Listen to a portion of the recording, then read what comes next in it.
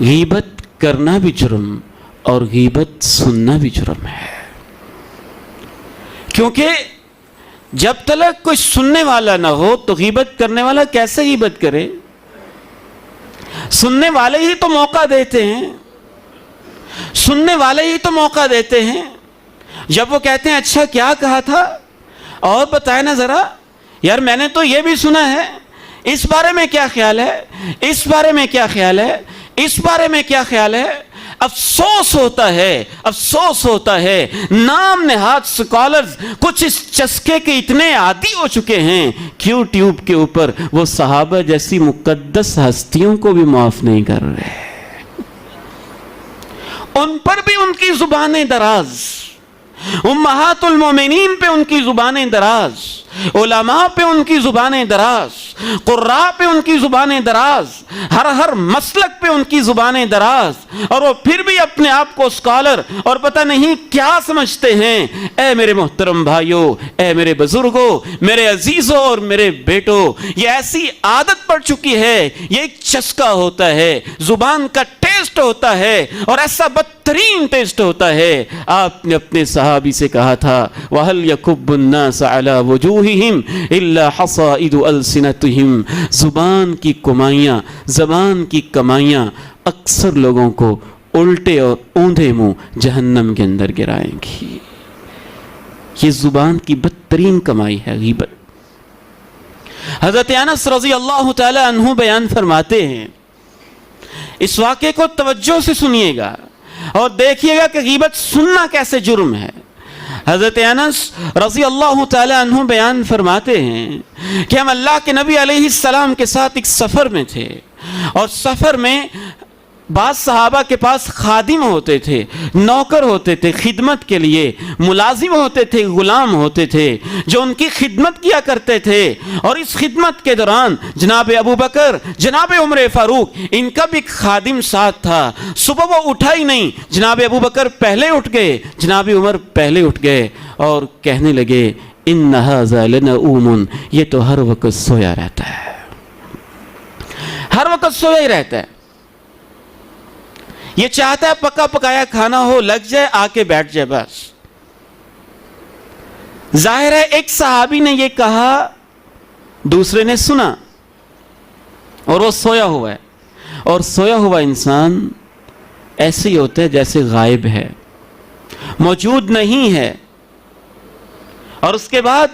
جناب انس رضی اللہ تعالیٰ عنہ فرماتے ہیں فَأَيْقَظَاهُ، انہوں نے اس کو جگایا اور کہا کہ اللہ کے رسول کے پاس جاؤ اور کہو ان ابا بکر وعمر یقرآنک السلام ویستأذنانک، جناب ابو بکر، جناب عمر، اے اللہ کے پیارے نبی آپ کو سلام پیش کرتے ہیں اور عرض کرتے ہیں کہ کچھ تیار نہیں ہے، بھوک ہے، سالن دے دیجئے تاکہ ہم ناشتہ کر سکیں، کھانا کھا سکیں۔ آپ نے کہا جاؤ ابو بکر اور عمر سے کہہ دو انہما قد اقتدما، وہ دونوں صبح صبح ناشتہ کر چکے ہیں، وہ تو ناشتہ کر چکے ہیں، وہ تو کھانا کھا چکے ہیں، خود حاضر ہو گئے، عرض کرنے لگے اے اللہ کے نبی علیہ السلام، ہم نے اس خادم کو بھیجا تھا آپ سے کچھ منگوانے کے لیے، ہم نے تو کچھ نہیں کھایا، ہم نے کیا کھا لیا ہے؟ آپ نے ارشاد فرمایا انی لأر اللحم فی انیابکما، تم نے جو ناشتہ کیا ہے اس گوشت کی بوٹیاں نبوت کی آنکھ سے اے ابو بکر عمر میں تمہارے دانتوں کے درمیان اس وقت بھی دیکھ رہا ہوں۔ کیا مطلب تھا کہ تمہارا بھائی سویا تھا، وہ ملازم تھا۔ کبھی کبھی ہم یہ سمجھتے ہیں نا، کچھ لوگوں کی ہم عزت سمجھتے ہی نہیں، ملازم کے تذکرے دوسروں کے سامنے، خادم کے تذکرے دوسروں کے سامنے، ڈرائیور کے تذکرے دوسروں کے سامنے، باورچی کے تذکرے دوسروں کے سامنے، خاکروب کے تذکرے دوسروں کے سامنے، گھریلو ملازم کے تذکرے دوسروں کے سامنے۔ اور بد نصیبی کی بات یہ ہے ملازم بھی یہی کرتے ہیں،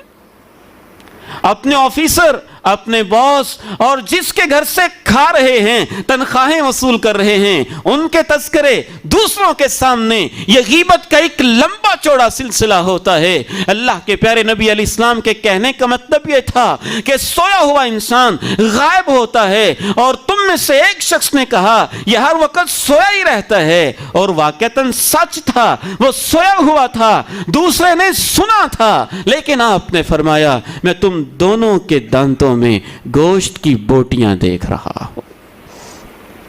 غیبت کرنا بھی جرم اور سننا بھی جرم۔ جناب ابن مسعود رضی اللہ تعالی عنہ ارشاد فرماتے ہیں من ذب عن عرض اخیہ المسلم،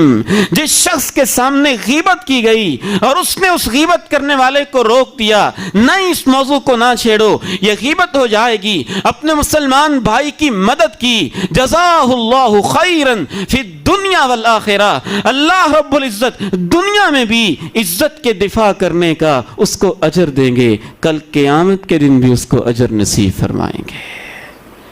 آئیے میرے بھائیو، آج اس گناہ عظیم سے ہم توبہ کریں، اللہ تعالیٰ سے معافی مانگیں، استغفار کریں۔ جس طرح سے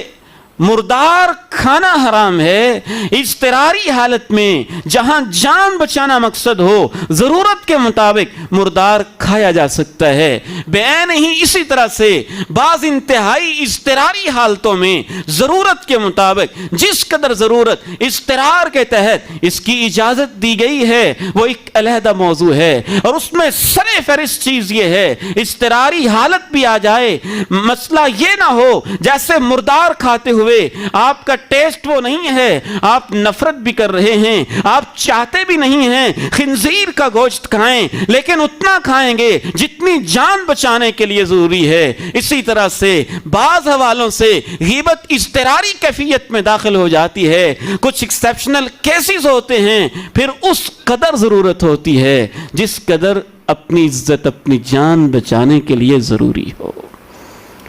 اور اس کے بھی موقع خود نہیں انسان ڈھونڈتا، وہ بھی شریعت نے بتائے ہیں، احادیث میں واضح ہیں، اور ان میں سر فہرست ایک موقع ہے کہ جب کوئی رشتے ناتے کے معاملے میں کہ کوئی آپ سے مشورہ کرنا چاہ رہا ہے تو ضروری ہے کہ اگر اس میں جتنی کمزوری، جتنے مسائل، جو صورتحال آپ نے دیکھی ہے، اسی شخص کو جس کی بیٹی ہے اس کے باپ کو اتنی ضروری چیزیں بتا دیں جتنی رشتے کے حوالے سے اس کے لیے ضروری ہیں۔ پنڈورا باکس کھول لینا اور پھر یہاں اپنے پرانے بغض نکالنا شروع کر دینا، پھر بھی اس کی اجازت نہیں۔ آپ مظلوم ہیں، عدالت میں مقدمہ دائر ہے، یا ایسے شخص کے پاس آپ جاتے ہیں جو اتھارٹی ہولڈر ہے اور وہ اس ظالم سے آپ کو انصاف لے کے دے سکتا ہے، تو آپ اس ظالم انسان کے بارے میں اتنا تذکرہ کر سکتے ہیں جس قدر جج کو کیس سمجھانے کے لیے یا اتھارٹی کو اپنا کیس اور اپنی پوزیشن اور اپنی صورتحال واضح کرنے کے لیے ضروری ہو، اور تاکہ آپ اپنا انصاف حاصل کر سکیں۔ لیکن ہم نے ان اضطراری حالتوں سے فائدہ اٹھاتے ہوئے